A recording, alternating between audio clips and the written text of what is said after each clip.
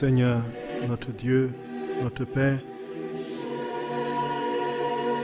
nous te bénissons, nous te rendons grâce, nous te magnifions et te disons notre infinie action de grâce au nom de toutes les créatures, passées, présentes et futures, pour cet instant de grâce que tu nous accordes.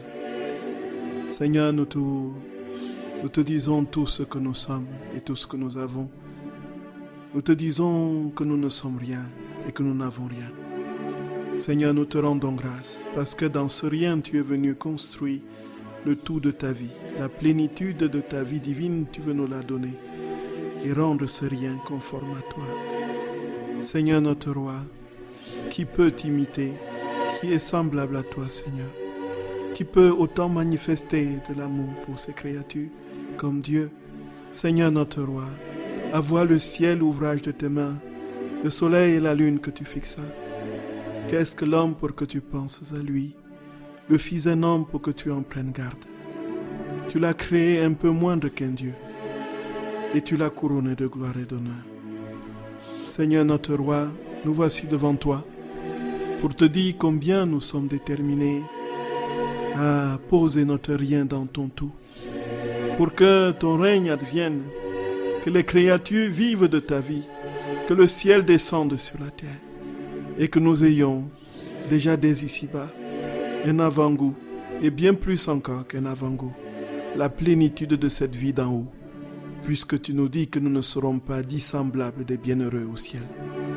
Gloria, Gloria, Gloria, sois béni Trinité Sainte, sois béni Père très saint, Créateur des univers visibles et invisibles.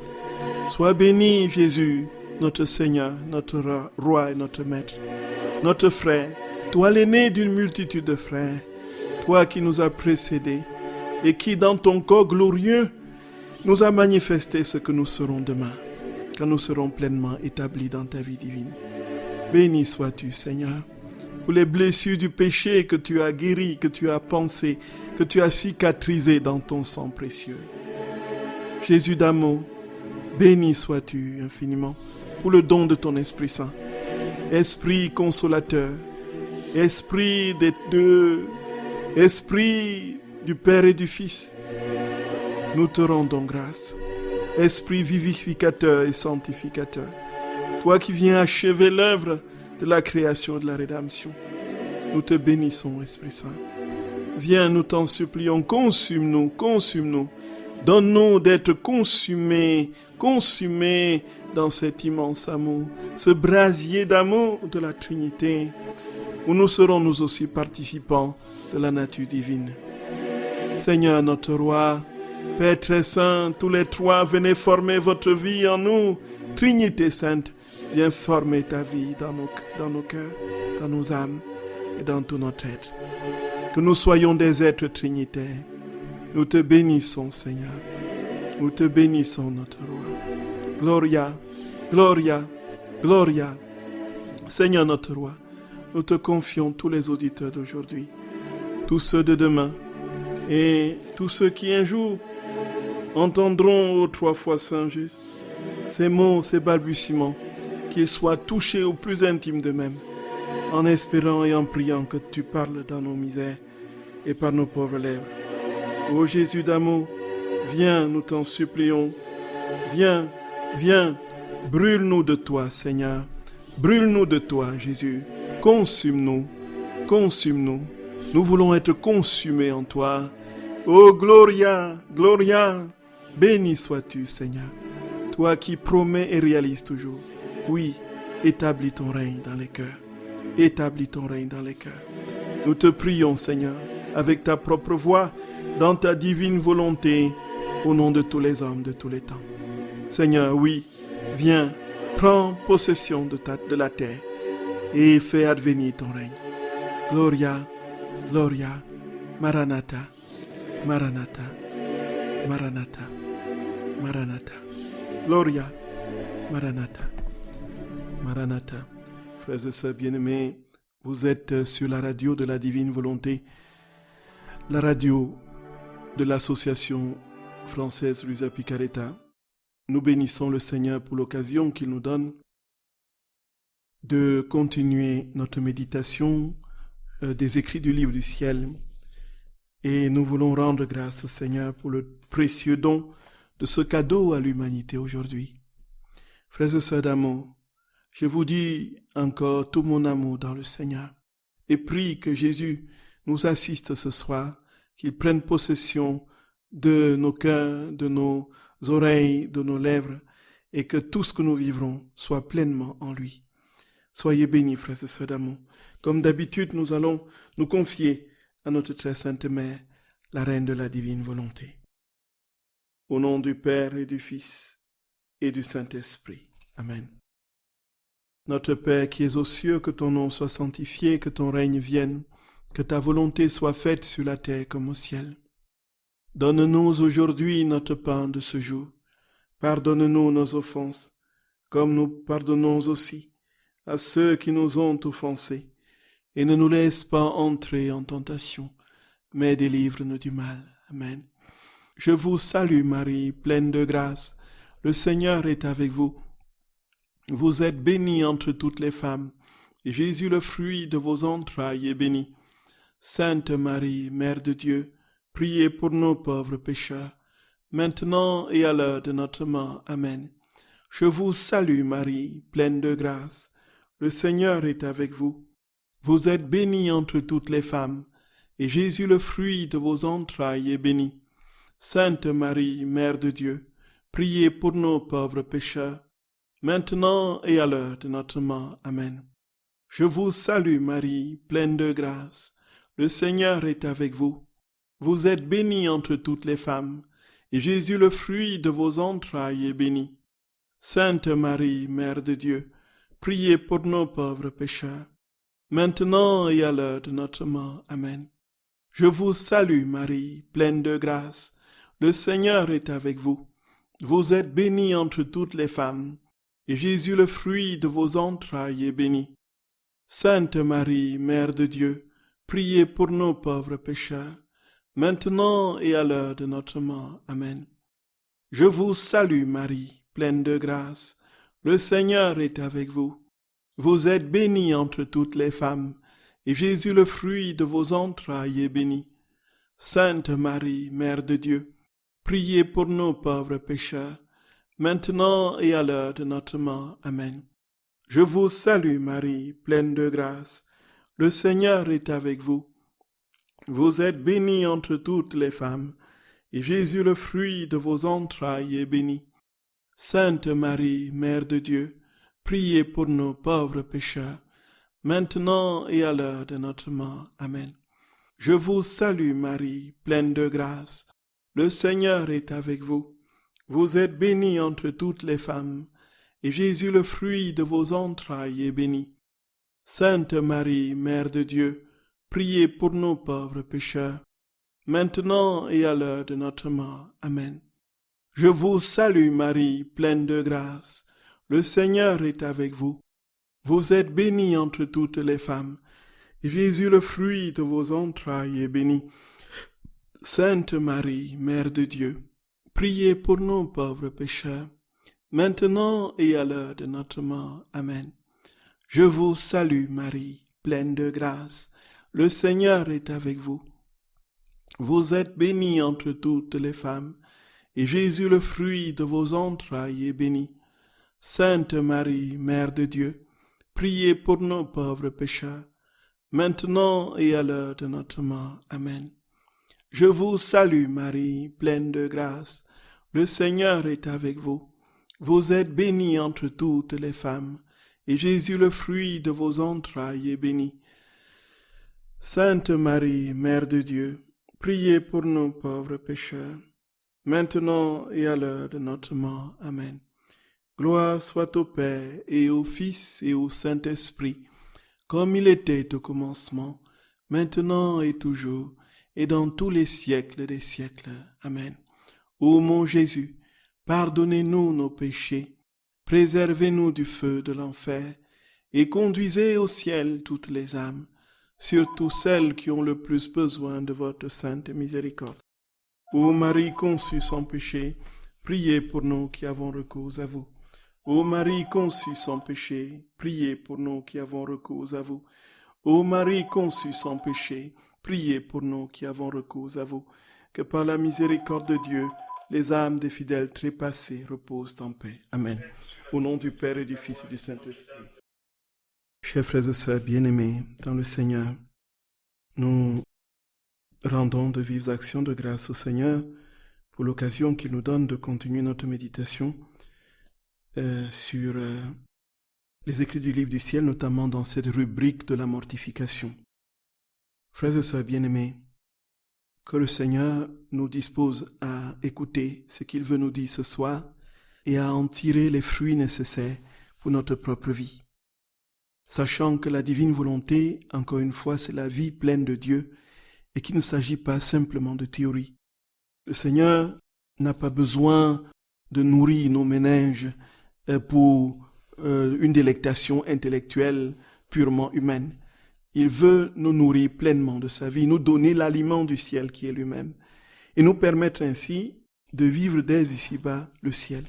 Frères et sœurs d'amour, au fur et à mesure de notre progrès dans la divine volonté, nous nous rendrons toujours plus compte que le ciel descend dans notre cœur, dans notre âme, et que notre cœur est toujours plus en paix, toujours plus dans la joie, toujours plus disposé à accueillir l'amour du Seigneur, toujours plus disposé à fuir le péché, toujours plus disposé à s'éloigner de tout ce qui n'est pas Dieu.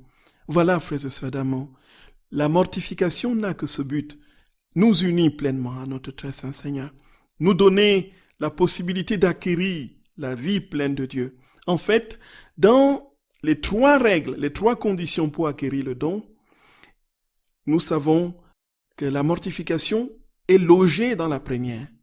Les 3 conditions, les voici, pour rappel, la bonne disposition du cœur, la connaissance du don et le désir du don, l'estimation du don, le désirer. La mortification rentre dans les conditions, puisque nous savons que Dieu ne peut pas venir se loger dans le péché, dans ce qui n'est pas lui. Il faut donc que le cœur soit préparé. Et la mortification est donc dans le conditionnement justement de l'âme pour que Dieu vienne effectivement réaliser la plénitude de son établissement par le biais de la connaissance et du désir. Et alors, frères et sœurs d'amour, encore une fois, la mortification n'a pas une finalité à elle-même. La finalité de la mortification, c'est l'acquisition de la vie pleine de Dieu. Et la dernière fois, frères et sœurs d'amour, nous avons compris, notre Seigneur nous dit que la mortification nous éloignait progressivement de tout ce qui n'était pas lui et purifiait l'âme. Et nous donnait de percevoir Dieu en toutes choses. Nous étions capables de voir Dieu en tout. Parce que Dieu vivant en nous, nous projetait à l'extérieur de nous, et c'est en lui que nous vivons désormais toutes choses. C'est en nous que nous voyons toutes choses. C'est en nous que nous réfléchissons et que nous estimons toutes choses. Donc Dieu devient quelque chose, ou plutôt quelqu'un, qui échappe au contour d'une intelligence limitée et débridée, et s'empare de tout le réel, puisqu'il est de toutes les façons déjà dans le réel créé, puisque c'est lui qui a créé toutes choses et qu'il porte toutes choses, il est dans tout, mais nous ne le percevons pas dans toutes choses, tout simplement parce que nous allons dans les choses avec nos désirs humains propres, parce que nous voulons tirer des choses ce que nous voulons pour notre satisfaction inconditionnelle personnelle. Nous n'allons pas dans les choses pour voir comment Dieu les a magnifiés dans leur beauté, dans leur utilité même, mais pour sa plus grande gloire. Nous allons dans les choses tirer notre profit. Alors nous ne voyons pas Dieu dans les choses. Et c'est pourquoi tout nous dégoûte, tout nous rend insatisfaits, tout simplement parce que nous n'avons pas la possibilité de nous élever au-dessus et au-delà de nos désirs limités. Le Seigneur nous a dit, frères et sœurs d'amour, que si nous étions vraiment en lui, nous le verrions dans le soleil, nous le verrions dans les vents, nous le verrions dans la lune, nous le verrions dans les étoiles, nous le verrions dans la mer, dans l'oiseau qui chante. Tout serait pour nous l'occasion de nous élever à lui. Parce que, étant détachés de tout, nous ne vivons plus que de lui, il se projette dans toutes choses, ou plutôt il se fait voir désormais dans toutes choses, puisqu'il n'y a plus rien de nous-mêmes en nous. C'est lui qui vit en nous. Voilà ce que nous avons essayé de dire la dernière fois. Et nous avons esquissé un tout petit peu cette dimension de la purification de l'âme que nous allons continuer aujourd'hui. Frères et sœurs d'amour, que le Seigneur vous bénisse abondamment, surabondamment. Qu'il vous bénisse encore et encore. Si il y avait possibilité d'aller au ciel, chercher ses grâces et de les jeter en cascade sur vous, frères et sœurs d'amour, vraiment, nous l'aurions fait. Mais comme nous savons que dans la divine volonté, nous avons toutes choses pleinement établies en Dieu, et que nous pouvons effectivement, par le désir et cette vie dans la divine volonté, cueillir tous les fruits de la vie de notre très saint Seigneur, de les répandre sur les âmes, dans la foi et dans la divine volonté, frères et sœurs d'amour, nous demandons au Seigneur de venir en nous et de répandre sur chacun de vous et sur chaque créature de tous les temps ces immenses grâces de bienveillance, de douceur, de bonté, de tendresse, ces immenses cadeaux de sa propre vie qui se multiplient à l'infini dans les âmes et dans vos âmes, frères et sœurs d'amour qui écoutez ce soir, dans vos familles, chez vos frères et sœurs, frères, enfants, petits-enfants, et dans tout l'univers tout entier. Que son nom, qu'un retentissement vibrant des je t'aime monte vers lui avec sa propre voix. Frères et sœurs d'amour, je vous aime en lui. Soyez bénis, frères et sœurs bien-aimés, soyez bénis. Si le temps nous est donné ce soir, nous allons certainement terminer avec les mortifications. Mais ça dépend encore de l'évolution des choses.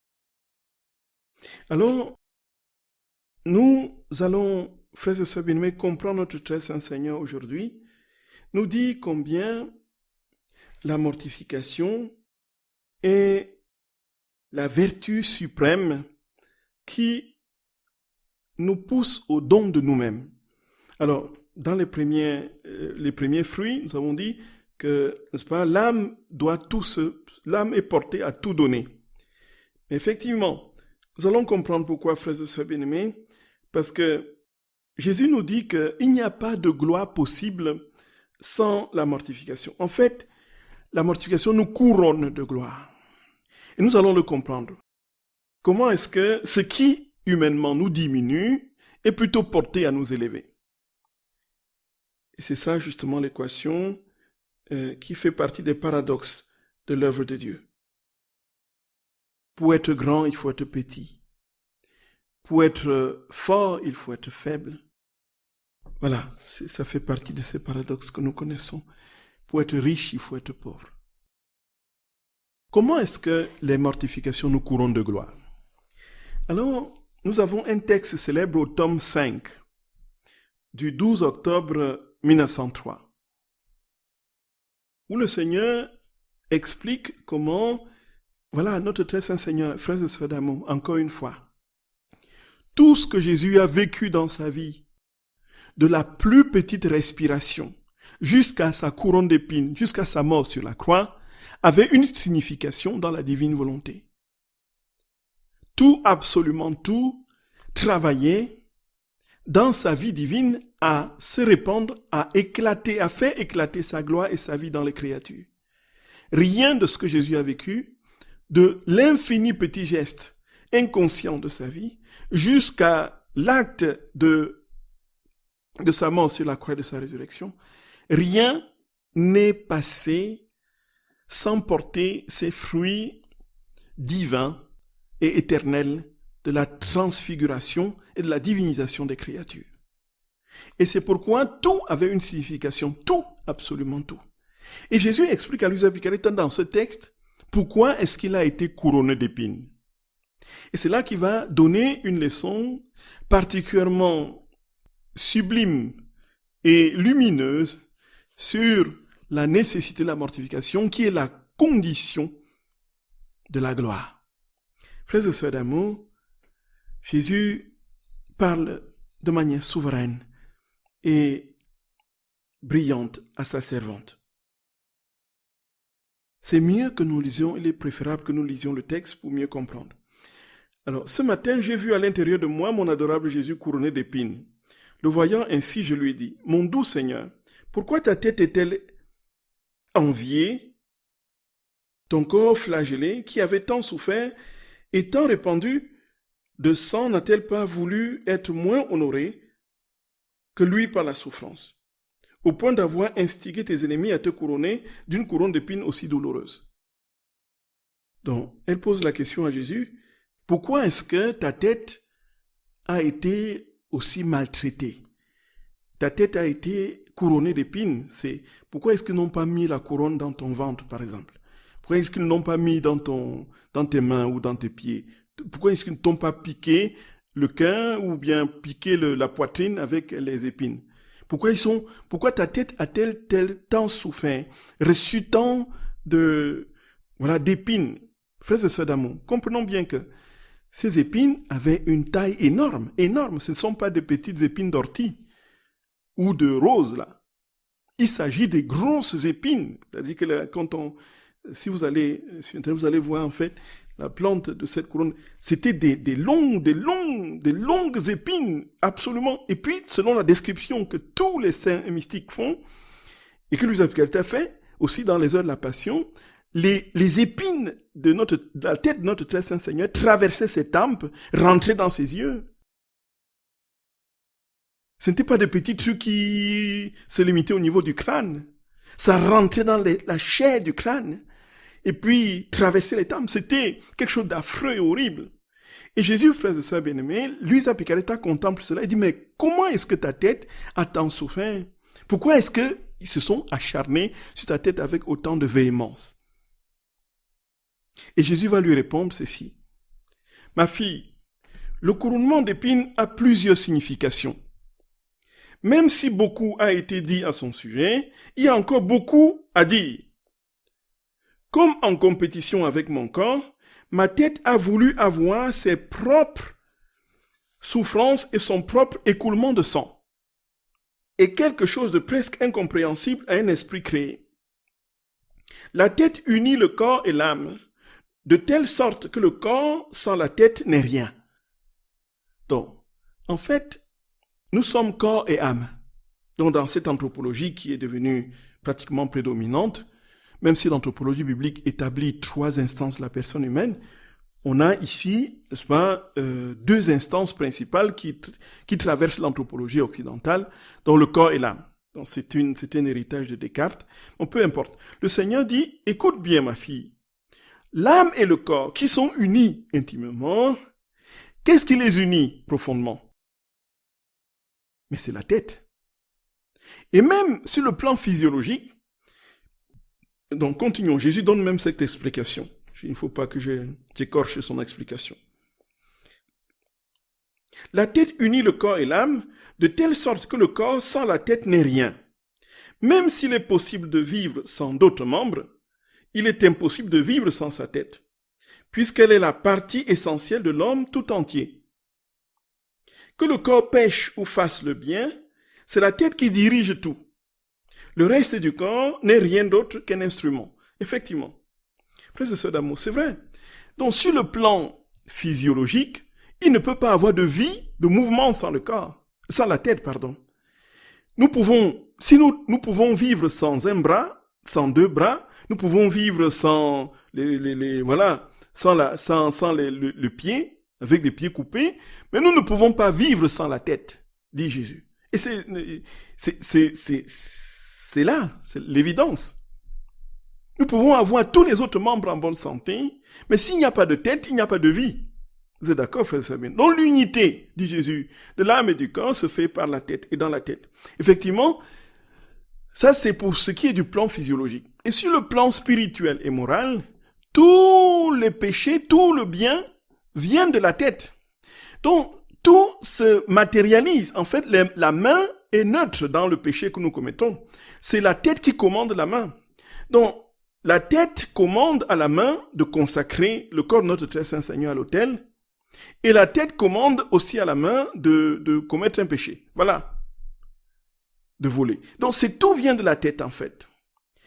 Et nous connaissons ce célèbre proverbe chinois, qui est très connu, le poisson pourri à partir de la tête. En fait, frères et sœurs bien-aimés, il y a quelque chose de particulièrement fort dans ce que Jésus dit. Alors, nous comprenons pourquoi il a voulu que sa tête soit couronnée. Et c'est là que nous allons comprendre, dans son explication, les vertus et les bienfaits de la mortification. Voici que Jésus dit très clairement que sans la tête, il n'y a pas de vie possible. Donc les autres membres du corps sont des simples instruments. Alors Jésus continue en disant pour ce qui est de lui-même, ma tête devait restaurer mon règne et ma seigneurie, obtenir les miracles pour que les nouveaux cieux de grâce et le nouveau monde de vérité puissent pénétrer l'esprit humain pour y contrer les enfers de péché et de viles passions. Puisque je voulais couronner la famille humaine tout entière de gloire, d'honneur et de dignité, je voulais en premier lieu couronner mon humanité, même avec une douloureuse couronne d'épines, symbole de la couronne d'immortalité que j'ai redonnée aux créatures qu'il avait perdues par le péché. De plus, le couronnement avec des épines signifie qu'il n'y a ni gloire ni honneur sans épines. Voilà, frères et sœurs bien-aimés.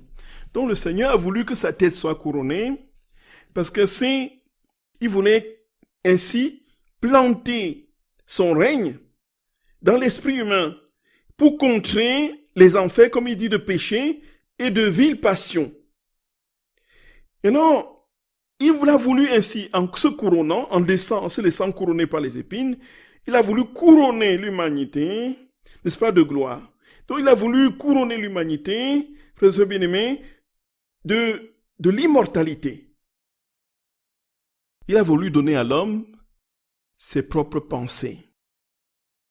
Et c'est alors qu'il arrive à la mortification et dit, en plus de cela, c'était pour dire qu'il n'y a ni gloire ni honneur sans épines.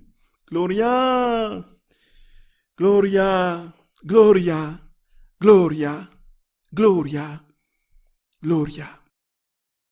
Wow. Frères et sœurs bien-aimés, Jésus dit, il n'y a ni gloire ni honneur sans épines. Mais qu'est-ce que nous cherchons? Qu'est-ce que nous cherchons? Nous croyons que tout va couler douce comme ça et que nous allons tranquillement siroter nos liqueurs dans des fauteuils dorés en mangeant les pintades et nous élever spirituellement. Ce n'est pas possible. Jésus dit, il faut les épines, le couronnement des épines. Les passions, dit Jésus, ne peuvent jamais être contrôlées, ni les vertus acquises sans la mortification de la chair et de l'esprit. Le vrai pouvoir s'acquiert avec le don de soi-même, avec les blessures de la mortification et du sacrifice. Gloria, le vrai pouvoir s'acquiert avec le don de soi-même, avec les blessures de la mortification et du sacrifice. Voilà. Donc le Seigneur donne une leçon absolument lumineuse sur son couronnement d'épines. Donc le couronnement d'épines avait pour bienfait de purifier les pensées humaines, de couronner l'humanité de gloire et ainsi lui permettre de comprendre qu'il n'y a pas d'élévation possible sans épines et qu'il n'y a pas de gloire possible sans épines. Et que le vrai pouvoir, dit Jésus, s'acquiert avec le don de soi-même, avec les blessures de la mortification et du sacrifice. Donc dans cette vie dans la divine volonté, nous ne pouvons pas, frères et sœurs d'amour, nous dire, bon voici, alors c'est facile, divine volonté, oh viens, divine volonté, oh tralala, lalala, divine volonté, et puis on danse la farandole, et on ne laisse pas Jésus vraiment travailler nos passions et nous libérer de tout ce qui n'est pas lui et espérer vivre cette vie. Nous allons nous surprendre continuellement en train d'être freinés par nos passions. Et Jésus dit, le bienfait de la mortification, c'est que tu acquiers la couronne de gloire. Finalement, dit Jésus, la couronne d'épines signifie que je suis le seul vrai roi. Et que la personne qui fait de moi l'unique roi de son cœur aura la joie et la paix. Gloria! Si nous n'avons que Jésus dans notre cœur, il n'y a pas de raison que nous soyons dans la tristesse. À moins qu'il y ait un effet secondaire d'un médicament ou bien un mal psychologique profond qui fait que Mais la fine pointe de l'âme, Jésus dit, si tu n'as que moi dans ton cœur, parce que tu es détaché de tout, tu es détaché de l'argent, tu es détaché des soucis de l'avenir, tu es détaché des affections humaines, tu es détaché de ceci, tu es détaché de tout ce qui peut te rendre captif et t'éloigner de moi. Si tu es détaché de tout, je te donne la joie pérenne, la joie perpétuelle, la paix perpétuelle. Je t'établis dans mon ciel, dans ma joie, ici et maintenant. Gloria! Gloria! Écoutez, et des gens ferraient la reine de mon royaume. Ces ruisseaux de sang qui ont coulé de ma tête ont inondé l'esprit humain de la connaissance de ma royauté sur eux. Donc, nous avons aujourd'hui une connaissance parfaite de la royauté de Jésus, du fait de son couronnement d'épines. Le roi véritable est celui qui est détaché de tout. Le roi véritable est celui qui n'a rien. Le roi véritable est celui qui est nu sur la croix. Le roi véritable, le voilà, frères et sœurs d'amour, qui laisse son sang couler en surabondance. Le roi véritable, c'est celui qui ne pense qu'aux autres. Le roi véritable, c'est celui qui est complètement dépouillé de lui. Le roi et la reine, voilà, c'est celui et celle qui ont dit, je suis tout à Dieu et Dieu est tout à moi. Voyez, frères et sœurs d'amour, voyez que ça n'a pas de nom. Voyez que ça n'a pas de nom. Gloria, Gloria. Ah là là. Comment pouvons-nous lire ces choses-là tout le temps et croire que c'est tout simplement je ne sais pas. Comment pouvons-nous, frères et sœurs d'amour, penser que c'est une simple chimère et quelque chose de purement... voilà. Pourquoi est-ce que ça ne se réalise pas dans nos vies? Pourquoi? Nous pouvons nous poser la question concrète, qu'est-ce qui dans ma vie fait que je ne suis pas pleinement établi dans la joie? Qu'est-ce qui dans ma vie m'empêche de vivre ces paroles que Jésus dit? Est-il un menteur? Et si c'est non, si la réponse est non, mais pourquoi alors ça ne se réalise pas en moi, dans ma vie? Jésus nous dit, revêt la couronne de la mortification. Revêt la couronne de la mortification. C'est-à-dire, détache-toi de tout et tu mourras tout entier. C'est nous, frères et sœurs bien-aimés. Il y a notre bref passage où Jésus parle de ça, très très bref, c'est donc le passage que je viens de vous lire, c'est au tome 5, du 12 octobre 1903. Au tome 5, du 12 octobre 1903. Alors, il y a un bref passage qui parle toujours de cette gloire-là, c'est au tome 4, du 17 juin 1902, où, donc voici, ce matin, dès que j'ai vu mon bien-aimé Jésus, il me sembla le voir tenir dans sa main un papier sur lequel étaient écrits ces mots. La mortification produit la gloire. Celui qui veut trouver la source de tous les plaisirs doit s'éloigner de tout ce qui peut déplaire à Dieu. Ensuite, il disparut. Voilà. Voilà le texte en question. Tout court. Celui qui veut trouver la source de tous les bonheurs, de tous les plaisirs, de toutes les joies, il doit se détacher de tout ce qui n'est pas moi. Et c'est ainsi que tu seras couronné de gloire. Gloria, Gloria. Béni sois-tu, Seigneur notre roi. Béni sois-tu, Jésus d'amour. Béni sois-tu, Seigneur. Béni sois-tu, Jésus de mon cœur. Béni sois-tu. Voilà, frères et sœurs bien-aimés. Voici donc quelque chose de très très fort que Jésus dit. Et ensuite, il va donner d'autres précisions et d'autres bienfaits de la mortification sur Luisa Picaretta. Donc il va lui donner, frères et sœurs d'amour, quelques consignes sur comment parvenir, bien sûr, à ce détachement. Et puis, fait comprendre très clairement que ce détachement est de l'ordre de sa propre action. Il ne s'agit pas, encore une fois, pour nous de dire, maintenant je veux me détacher de ceci, je veux me détacher de cela, je veux me détacher de celui-ci, veux me détacher de cela. Ça ne veut rien dire, ça ne veut absolument rien dire. De toutes les façons, nous n'y arriverons jamais. Jamais. Alors c'est au fur et à mesure de l'amour que nous avons pour lui que tout s'affine en nous, dans les détachements. C'est lui qui opère des détachements en nous, encore une fois. Dans la divine volonté, c'est lui qui agit.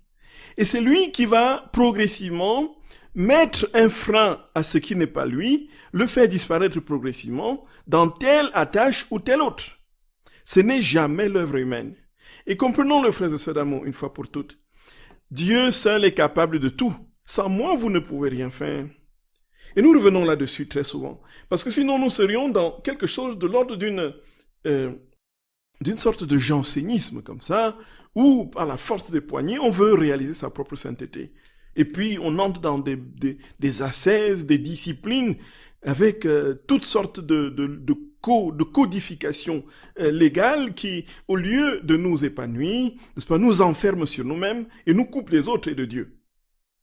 Voilà, n'est-ce pas, la sainteté du fakir. Ici, nous sommes dans la sainteté de Dieu. Et c'est Dieu qui opère. Soyez saints comme votre Père Céleste est saint. C'est lui qui opère sa sainteté en nous. Et alors, frères et sœurs bien-aimés, nous serons alors disposés en l'aimant simplement, à le voir, à lui donner l'occasion de nous transformer en lui, et nous le verrons progressivement agir en nous et nous transformer en lui. Frères et sœurs d'amour, vous pouvez poser vos questions au numéro habituel. À tout à l'heure, frères et sœurs d'amour. À tout de suite, dans le cœur de Jésus.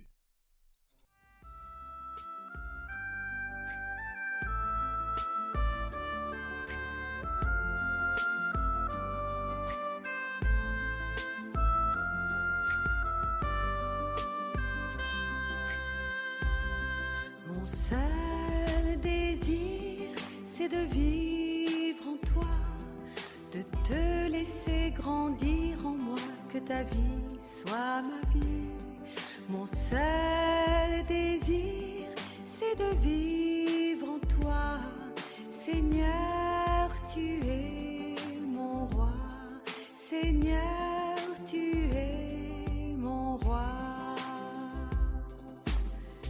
Que ton règne à jamais soit ma flamme, que j'attire à toi toutes les âmes. Oui, c'est mon seul désir. Mon seul désir, c'est de vivre en toi, de te laisser grandir en moi, que ta vie soit ma vie. Mon seul désir, c'est de vivre en toi, Seigneur, tu es mon roi, Seigneur, tu es mon roi. Frères et sœurs bien-aimés, vous êtes sur la radio de la Divine Volonté, la radio de l'Association française Usa Picaretta, dont vous pouvez toujours poser vos questions, nous en attendons. Une question pour le moment est parvenue à nous. Alors, 2 questions. Alors, la première veut savoir si nous pouvons avoir des attachements dont nous ne sommes pas conscients.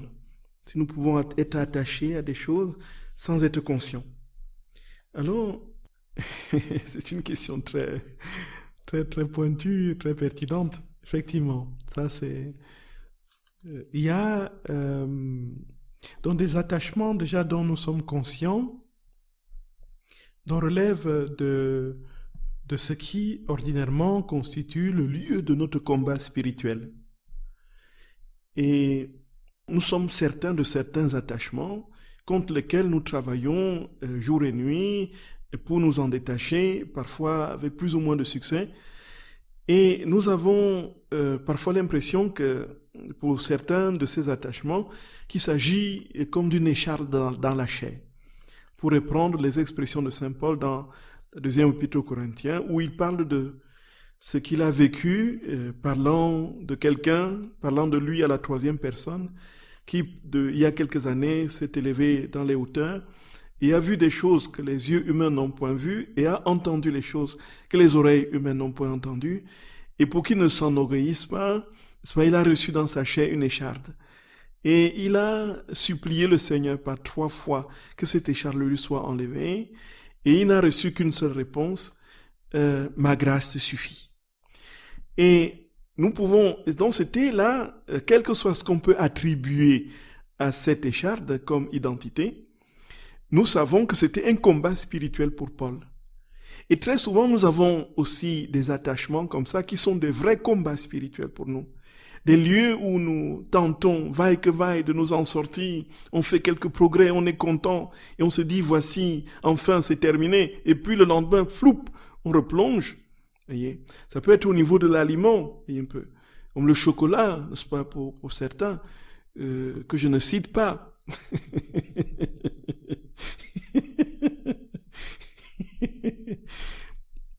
À un moment donné, on se dit, oui, voilà, c'est bon, quoi. Les sucreries, c'est bon. On va faire des prises de sang, et puis le taux de glycémie est toujours élevé au-dessus de la normale, et puis on dit on va faire maintenant un effort, on fait un effort 3 jours, 4 jours, et puis quand ça baisse un tout petit peu, poup, on reprend, nous voici dans notre gourmandise habituelle. Oh là là, Seigneur. On se pose la question, mais quand est-ce que ça finira tout ça? Et puis, ça, ce sont des combats dont on est conscient. Ça peut être d'autres choses au niveau de la gourmandise ou de la luxure ou des pensées compulsives ou autre chose, voyez, ou d'une réalité ou des espèces d'antipathie dont nous n'arrivons pas à nous départir vis-à-vis de certaines personnes et autres.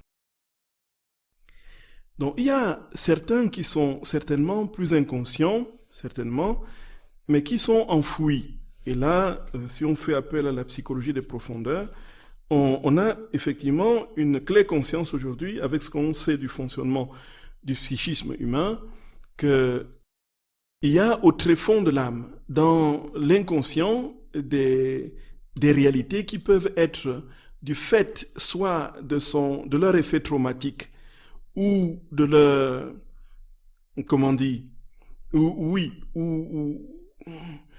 y a un mécanisme de défense naturelle qui propulse effectivement ces effets négatifs de notre psychisme dans l'oubli, mais qui est plutôt comme enfoui et couvert par un couvercle, voyez.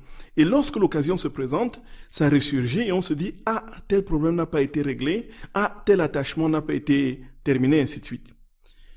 Il en est de beaucoup de choses. Donc, je prends juste un petit exemple, sans entrer dans les détails, donc des personnes qui ont souffert d'autres personnes de manière terrible et violente. Alors, il y a eu un processus de thérapie curative avec une guérison certainement de toutes les blessures, de toutes les conséquences de ces blessures infligées. Et on a eu l'impression que tout était cicatrisé et qu'il n'y avait plus rien. Et donc les années passent et on se dit il n'y a plus absolument rien et puis tout est terminé, tout est guéri, ainsi de suite. Mais lorsque on est dans les conditions qui nous rappellent ce que nous avons vécu, cela ressurgit avec sa charge émotionnelle, soit de haine, soit de rancœur, de rancune, qui fait que voilà, vraiment cette personne m'a fait souffrir. Mais ça, c'est quelque chose d'inconscient.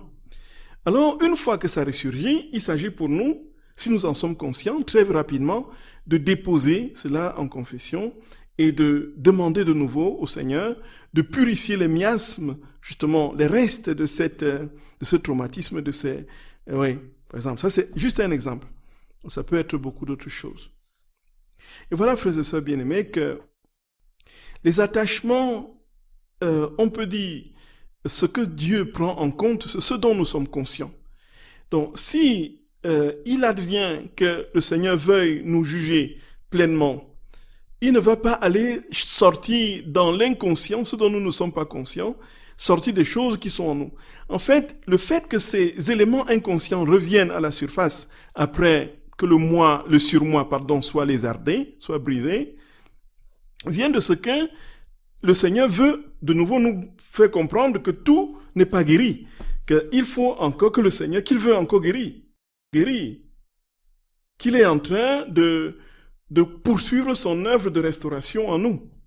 Voyez. Et là, c'est là vraiment qu'on doit dire très clairement que la divine volonté ne vient pas comme ça, comme une panacée, comme du feu sur une poudre magique qui se jette sur notre conscience comme ça et qui fait tout cavalquer. La divine volonté, frères et sœurs bien-aimés, elle ne vient pas nous dire, bon, voici, en une fraction de temps, parce que tu as dit, viens divine volonté, je viens te restaurer pleinement en une fraction de seconde. Il y a ce travail parfois qui est nécessaire.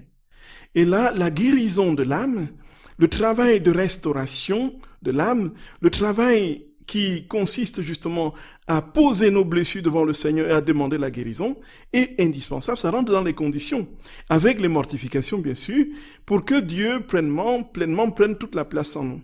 Sinon, la divine volonté serait une simple formule magique qui résoudrait tout. Et nous serions tous déjà au ciel.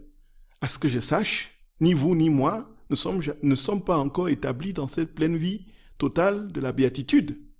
Si vous y êtes, dites-moi comment vous avez fait. Voyez, frères et sœurs d'amour, déjà. Mais ça va progressivement. Alors, frères et sœurs bien-aimés, il y a une autre question, dont la question, la voici. Ne pas lâcher nos rondes et nos actes de consolation pour Jésus est-il le moyen pour nous vider de nous-mêmes? Nous avons l'assurance que viendra un moment où nous ne lui déplairons plus. Tout à fait, ma chère sœur. En fait, par contraste, je vis bien l'inverse de la joie quand je ne fais pas mes actes. Oui, tout à fait. Puisqu'en fait, les actes et les rondes, c'est quoi? C'est l'invitation de Dieu de manière permanente, continue dans tout ce que nous disons et pensons. Ce que nous pensons et faisons est rempli de Dieu parce que c'est lui qui les fait. Et il est donc normal, c'est automatique, que en étant dans tout ce que nous faisons, que nous soyons dans la joie, parce qu'il est plénitude de joie et de paix. Et nous sommes effectivement dans cette très grande conscience que, au fur et à mesure que nous laissons Dieu dans nos actes actuels se déployer, notre vie rayonne de lui. Notre vie rayonne de lui. Et nous entrons, frères et sœurs d'amour, dans quelque chose de particulièrement lumineux. Et nous avons le baromètre, le thermomètre de notre état intérieur en fonction, justement, de ce que nous sommes capables, frères et sœurs bien-aimés, de ce que nous sommes capables de laisser comme place à Dieu.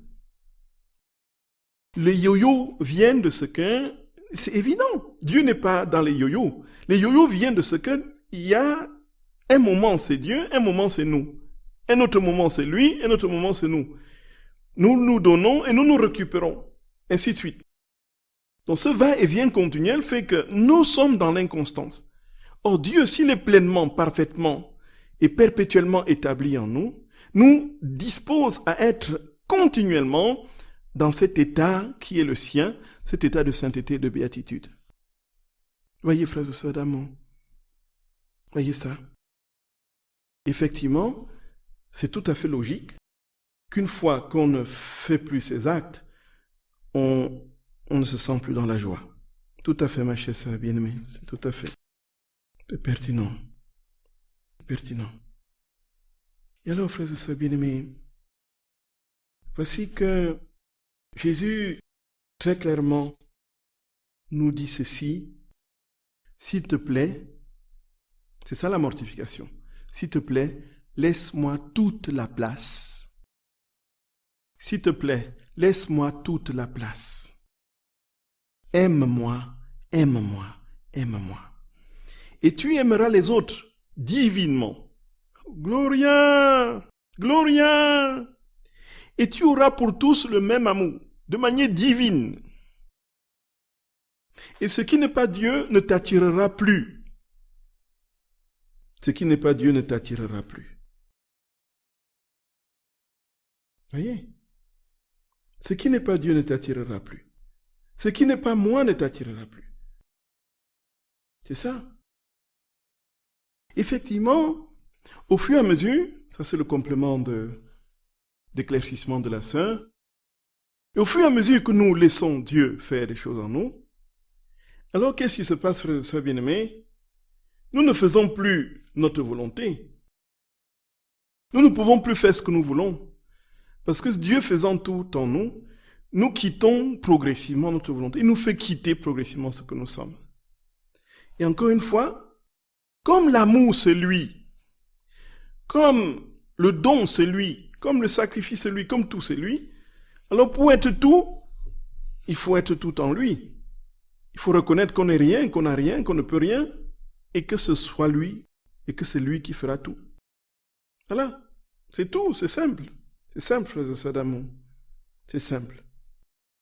Et, frères et sœurs de mon cœur, je prie que notre très saint Seigneur établisse son règne dans nos âmes. Et je prie, frères et sœurs bien-aimés, qu'il vous visite chacun, chacune de vous.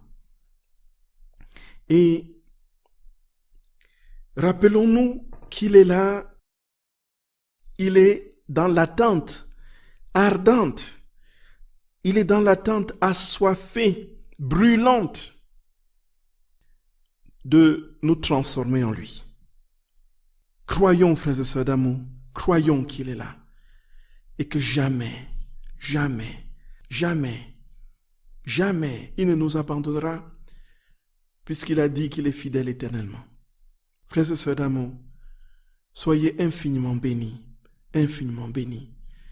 Donc, comme vous le savez, vous avez toutes les dates des prochaines retraites pour l'année 2023 et pour la retraite de Banneux du mois de novembre de 2023.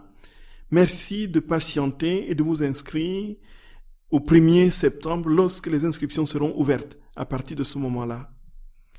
Et toutes les autres indications vous seront données. Et pour la retraite des prêtres de 2024, les inscriptions sont déjà ouvertes et puis vous pouvez vous adresser donc à l'adresse qui vous sera communiquée demain dans le flash info de l'association. Frères et sœurs bien-aimés, soyez infiniment bénis et fortifiés dans le Seigneur.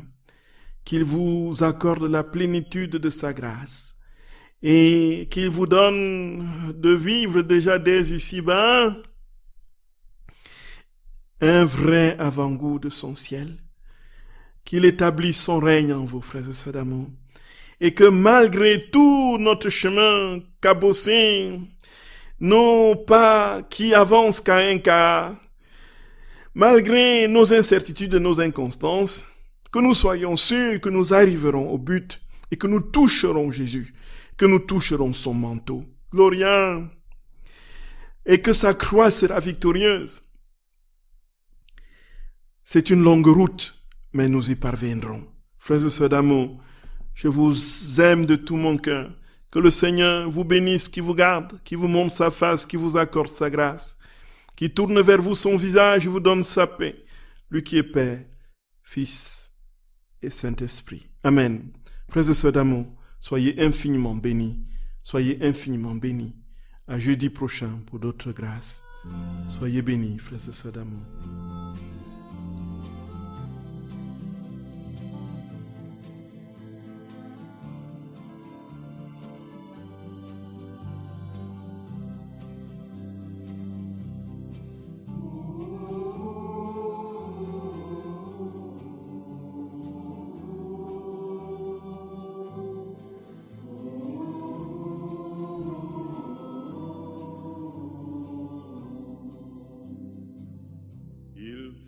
Marcher de très longues routes pour rencontrer les fleurs du printemps.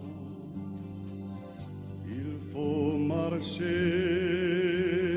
traverser le doute pour retrouver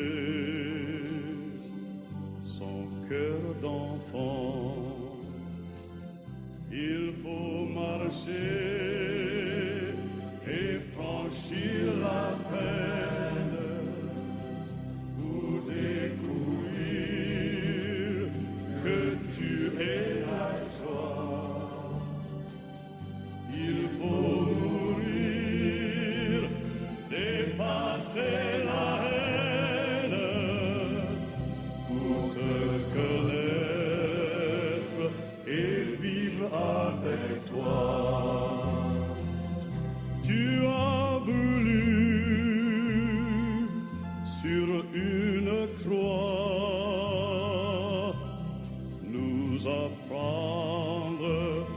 chemin de la joie. Tu as voulu sur une croix nous apprendre les chemins de la joie.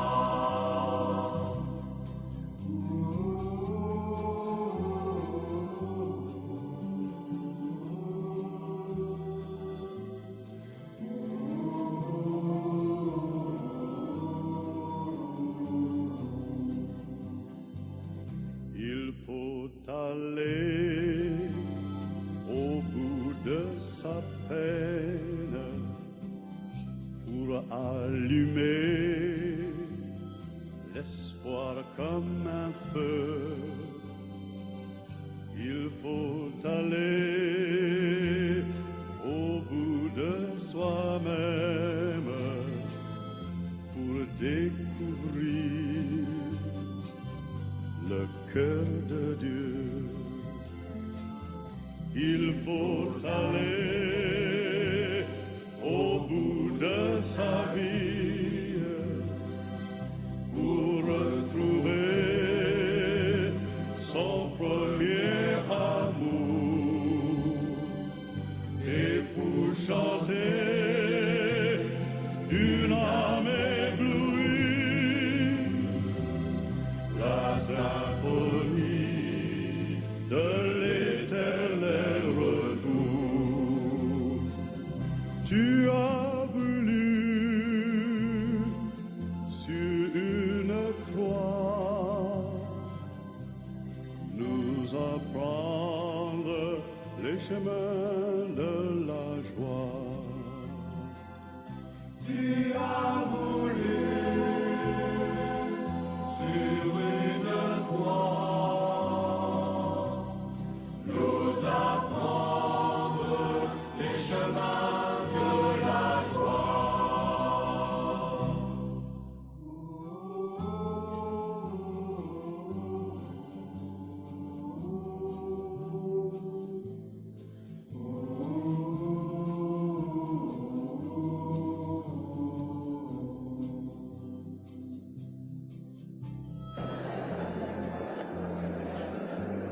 Jésus,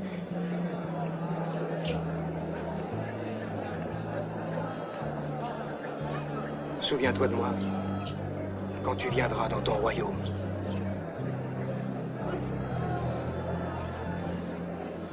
Aujourd'hui, tu seras avec moi dans le paradis.